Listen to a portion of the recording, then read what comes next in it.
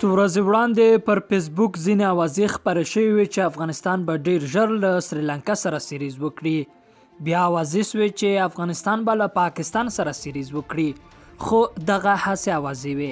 نه کرکټ بورډ او نه هم د کرکټ نړیواله شورا داسې څه تایید کړل.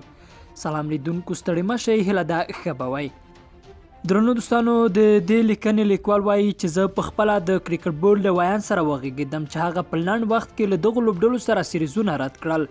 د نړۍ ورزشي ویبپاڼې چې د کرکټ په برخه کې فعالیت کوي دوی لیکلي چې افغانستان به د 2018 میلادي کال په مارچ میاشت کې درې ورځنۍ یوه ټیسټ لوبه له آیرلینډ سره ترسره کړي.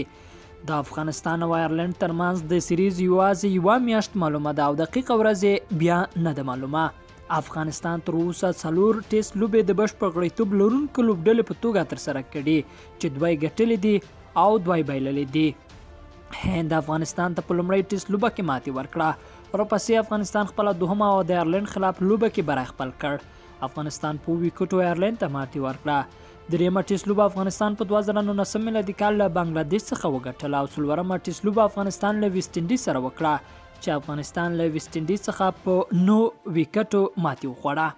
افغانستان د 2018 میلادي کال په مارچ میاشت کې له آیرلینډ دوهمه او په ټوله کې 5مه ټیسټ لوبه کوي. افغانستان په راتلونکي کې د 2023 میلادي کال پورې له پاکستان، نیوزیلینډ، استرالیا، ویسټ انډیز، انګلستان، بنګلادیش او سریلانکا سره لوبې لري. دې لوبه کې به په ټیسټ ورځنۍ او 20 ورځې لوبې شاملې وي.